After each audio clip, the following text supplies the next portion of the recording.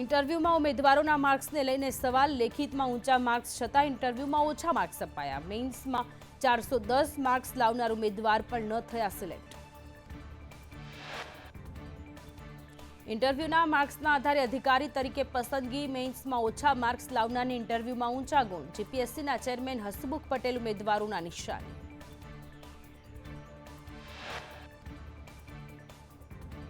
સ્વામિનારાયણ સંપ્રદાય પર દ્વારકા પીઠાધીશ્વર શંકરાચાર્ય સદાનંદ સરસ્વતીના આકરા પ્રહાર. કહ્યું, દશાવતારમાં સ્વામિનારાયણનું નામ ક્યાંય નથી આવતું. જે ધર્મની નિંદા કરે છે તે સંપ્રદાય જ નથી. શંકરાચાર્યએ વધુમાં કહ્યું કે સનાતનના પરમાત્મા ભગવાન શ્રી કૃષ્ણ છે. વજ્રનાભે ભગવાન દ્વારકાધીશનું મંદિર નિર્માણ કર્યું. આજે પણ ત્યાં 52 ગજની ધ્વજા ચઢાવવામાં આવી છે. શંકરાચાર્ય સદાનંદ સરસ્વતીએ સ્પષ્ટતા કરતા કહ્યું કે સ્વામિનારાયણની ગુરુ ભાવે ભક્તિ કરાય તે જ યોગ્ય. ભગવાન શ્રી કૃષ્ણ વિષ્ણુ ભગવાનના અવતાર છે.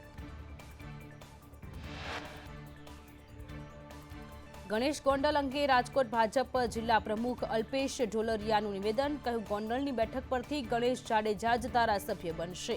કોઈએ ગોંડલ માટે લાલ ટપકાવવાની નથી. ગોંડલમાં પાટીદાર સગીરને મારવાના કેસમાં સુખદ અંત આવ્યો. પાટીદાર અને ક્ષત્રિય આગેવાનોની બેઠક મળી. કેસમાં આગેવાનોની હાજરીમાં સમાધાન કરવામાં આવ્યું. બંને પક્ષના ફરિયાદી બેઠકમાં હાજર રહ્યા. પૂર્વ એમએલએ જયરાજસિંહ જાડેજાએ કહ્યું, ગોંડલને બદનામ કરવામાં આવી રહ્યું છે. આવી બધી વાતોમાં પડતા નહીં, બધાને સાથે મળીને જવાબ આપવો પડશે. કેટલાક લોકો ગોંડલને મિર્ઝાપુર ગણે છે. બંને ફરિયાદી પક્ષો પ્રેસ કોન્ફરન્સમાં હાજર રહ્યા. પીડિત સગીરના પિતા સમીર સાટોરિયાએ કહ્યું, અમારે કોઈ જાતિ સમાજનો ઝઘડો ન હતો. ગોંડલના રાજકુમાર જાટા રહસ્યમય મોતના કેસમાં પીએમ રિપોર્ટમાં શરીર ઉપર માર માર્યાના નિશાન, ગુપ્ત ભાગે પણ ઊંડા નિશાન પડ્યા હોવાનો ઉલ્લેખ કરાયો. ઈજાના નિશાન તાજા હોવાનો પણ રિપોર્ટમાં ઉલ્લેખ. જયરાજસિંહના ઘર બહાર બોલાચાલી સમયના ઘર બહારના સીસીટીવી કેમ જાહેર ન કર્યા તે પણ મોટો સવાલ. પોલીસે પિતાના આક્ષેપ પર ફરિયાદ કેમ ન નોંધી તે પણ સવાલ. યુવક માનસિક અસ્થિર હોય તેવું દેખાડવા પોલીસે પ્રયાસ કર્યો. કાયદો વ્યવસ્થા, કોંગ્રેસ પ્રવક્તા હેમાંગ રાવલના ભાજપ પર આક્ષેપ. કહ્યું, વાઘોડિયાના ધારાસભ્ય સાથે આરોપીનો ફોટો. બળાત્કારનો આરોપી નોટો ઉડાવતો જોવા મળ્યો. આપમાંથી ગોપાલ ઇટાલિયા વિસાવદરથી પેટા ચૂંટણી લડશે. આમ આદમી પાર્ટીએ ચૂંટણીની જાહેરાત પહેલા ઉમેદવાર જાહેર કર્યા. હર્ષદ રીબડિયાએ હાઈકોર્ટમાંથી અરજી પરત ખેંચતા પેટા ચૂંટણીનો માર્ગ મોકળો બન્યો. ગોપાલ ઇટાલિયાની જાહેરાત બાદ ભૂપત ભાયાણીના પ્રહાર. આપે ગોપાલ ઇટાલિયાનું નામ જાહેર કરતા આશ્ચર્ય થયું છે. આમ આદમી પાર્ટીનું હવે કોઈ વજૂદ રહ્યું નથી.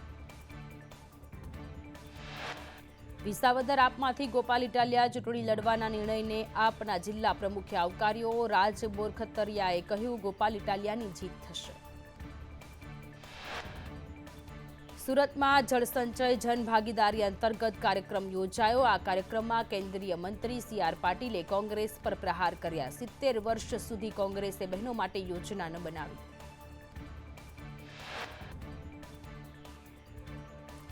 પીએમને બહેનોનો વિચાર આવ્યો. ઘર સુધી પાણી આપ્યું હોવાની પણ વાત કરી.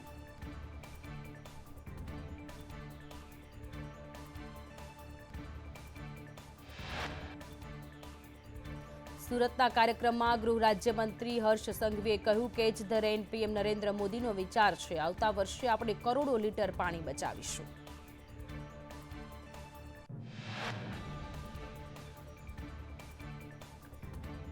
બાકી વેરાને લઈ મહેસાણા મહાનગરપાલિકાએ તવાઈ બોલાવી. 8,500 લોકોને બાકી વેરાને લઈને નોટિસો ફટકારી. મહાનગરપાલિકાએ નોટિસથી બાકી વેરા ધારકોમાં ફફડાટ.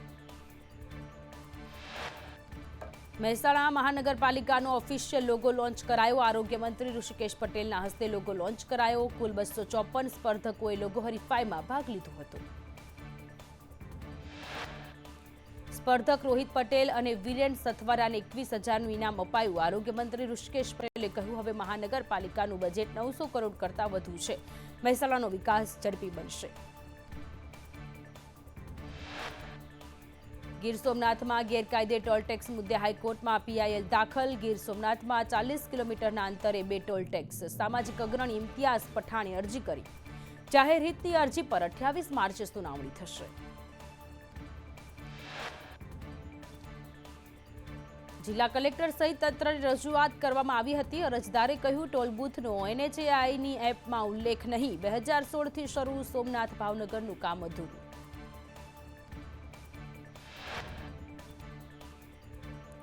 ક્રાંતિકારી રાજગુરુના પૌત્ર સત્યશીલ રાજગુરુનું નિવેદન. યુવાઓએ ક્રાંતિકારી વિશે જાગૃતતા લાવવી જોઈએ. અભ્યાસક્રમમાં ક્રાંતિકારીઓનું નામ હોવું જરૂરી છે. 23 માર્ચ દાતા શહીદ દિવસ નિમિત્તે રક્તદાન કેમ્પ યોજાયો. દાંતા તાલુકા યુવા ભાજપ દ્વારા સમગ્ર કાર્યક્રમનું સંચાલન કરાયું. મહીસાગર જિલ્લામાં ભાદર ડેમમાંથી કેનાલમાં પાણી આપવાનું બંધ કરાયું. ભાદર ડેમની જળ સપાટીમાં ઘટાડો થતા નિર્ણય કરાયો. પાણી બંધ કરતા ઉનાળુ વાવેતરમાં હાલાકી.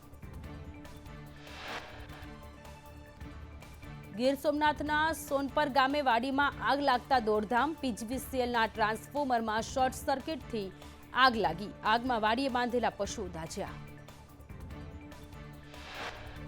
નડિયાદ અમદાવાદ રોડ પર પેપર મિલમાં આગને લઈ કરોડોના મુદ્દામાલનું નુકસાન. ફાયરની ટીમનો આગ પર કાબુ મેળવવાનો પ્રયાસ. ધોરાજીમાં રેલવે ફાટક અંડરબ્રિજની કામગીરી માટે ખાડા ખોદ્યા. ખાડાની બાજુમાંથી વાહનો પસાર થઈ રહ્યા છે. અંડરબ્રિજની કામગીરીને કારણે ટ્રાફિક જામ થાય છે. અરવલ્લીના ભિલોડાના જંગલમાં આગ લાગી. ગ્રામજનોએ વન વિભાગને જાણ કરી. મોડાસા પાલિકાનું ફાયર ફાઇટર ઘટના સ્થળે પહોંચ્યું. આગ લાગવાનું કારણ હજુ અકબંધ. વિંછિયામાં એન્ટિક ચશ્મા માટે સગીરાનું અપહરણ. તાંત્રિક પાસેથી ચશ્મા લેવા સગીરાનું અપહરણ કરાયું. 1 મહિના થતા સગીરાનો પોલીસ શોધી શકી નથી. વિધિ માટે સગીરાને ભુવા પાસે અપહરણ કરી લઈ જવાઈ. પોલીસે 4 આરોપીની ધરપકડ કરી, 1 ફરાર. સાયલા ચોટીલા નેશનલ હાઈવે પર SMCના દરોડા. હોટલની આડમાં ચાલતું કેમિકલ ચોરીનું કારસ્તાન ઝડપાયું. કુલ 74.68 લાખનો મુદ્દામાલ જપ્ત. 1 આરોપી ઝડપાયો. 7ને વોન્ટેડ જાહેર કરાયા. રાજકોટમાં અસામાજિક તત્વો વિરુદ્ધ કડક કાર્યવાહી. ક્રાઇમ બ્રાન્ચમાં 200થી વધુ અસામાજિક તત્વોની ઓળખ પરેડ. અલગ અલગ ગુનાઓના આરોપીઓનું ઇન્ટ્રોગેશન કરાયું. અમદાવાદ શહેર કોટડામાં હોળી રમવાને લઈ હુમલો થયેલ યુવકનું સારવાર દરમિયાન મોત નીપજ્યું. હોળી રમવાની વાતમાં 4 લોકોએ યુવક પર છરીથી હુમલો કર્યો હતો. 4 આરોપીની ધરપકડ. સુરત પોલીસે ટપોરી કરી ચીનાનું સરઘસ કાઢીને માફી મંગાવી. પોલીસે આરોપીને ઝડપી તે જ વિસ્તારમાં સરઘસ કાઢ્યું. આરોપીએ પોલીસ વાનના ડ્રાઈવર ઉપર હુમલો કર્યો હતો. જાફર ગોલ્ડનને પણ પોલીસે ભાન કરાવ્યું. જાફર ગોલ્ડન અને કરીમ ચીના બંને ભાઈઓ. ચીનાને પાસા હેઠળ સાબરમતી જેલ ખસેડાયો. ચીના સામે મારામારી, છેડતી, ખંડણી સહિત ગુના. મોરબીમાં નરાધમોએ પીછો કરીને યુવતીની છેડતી કરી. મેહુલ જીલરિયા સામે કાર્યવાહીની માંગ. પોલીસ પણ કામગીરી કરતી ન હોવાનો આક્ષેપ લાગ્યો. પોલીસ કડક કાર્યવાહી કરે તેવી યુવતીએ માંગ કરી. ફરિયાદ છતાં કાર્યવાહી ન થયાનો આક્ષેપ પણ લગાવ્યો. આરોપીનું જાહેરમાં સરઘસ કાઢવા માંગ ઉઠી. યુવતીના પરિવારજનોએ યુવકનું ઘર તોડી નાખ્યું. કારેલી ગામના 6 લોકો સામે ફરિયાદ નોંધાઈ. હેમંત પઢિયાર, સુનિલ પઢિયાર, બળવંત પઢિયાર, સોહમ પઢિયાર અને ચિરાગ પઢિયાર સહિત અજાણ્યા સામે ફરિયાદ નોંધાઈ. સુરતમાં પોલીસે વ્યાજખોર સંદીપ સુરેશ પાટીલની ધરપકડ કરી. આરોપી સંદીપ પાટીલે નિયમો નેવે મૂકી લોકો પાસેથી 10 થી 20% વ્યાજ વસૂલતો. ફરિયાદીએ 2022માં 20,000 વ્યાજે લીધા હતા. વ્યાજ સહિત 24,000 ચૂકવવાનું જણાવ્યું હતું. ફરિયાદી પાસેથી બળજબરી 81,000 પડાવ્યા. વધુ 1.4 લાખ બાકી છે કહીને ધમકી આપતો. પૈસા ન ચૂકવે તો જાનથી મારી નાખવાની ધમકી આપતો હતો.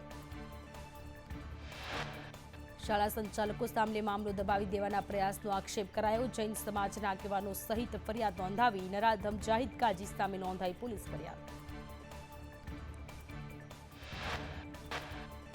છોટાઉદેપુર જિલ્લાના હેરણ નદીમાં 128 કરોડના ખર્ચે રબર ડેમ બનાવવાની મંજૂરી મળતા લોકોમાં ખુશી. ખેડૂતોએ સરકારના નિર્ણયને વધાવ્યો. રાજ્યમાં આજથી અંગ ઝાડતી ગરમીની આગાહી કરાઈ. મહત્તમ તાપમાનમાં 2 થી 3 ડિગ્રીનો વધારો થશે. ઉત્તર પૂર્વના પવનો ફૂંકાતા ગરમી વધવાનું અનુમાન. અમદાવાદમાં મહત્તમ તાપમાન 39 ડિગ્રી રહી શકે છે. સૌથી વધુ ગરમી સૌરાષ્ટ્રના ભાગોમાં પડી શકે છે. ભુજમાં 40.1, રાજકોટમાં 40.1 ડિગ્રી તાપમાન નોંધાયું. અમદાવાદમાં 37.7, ગાંધીનગરમાં 38.2 ડિગ્રી તાપમાન, ડીસામાં 38.3, વડોદરામાં 37.6 ડિગ્રી, પોરબંદરમાં 37.6 ડિગ્રી, સુરેન્દ્રનગરમાં 38.1 ડિગ્રી તાપમાન નોંધાયું.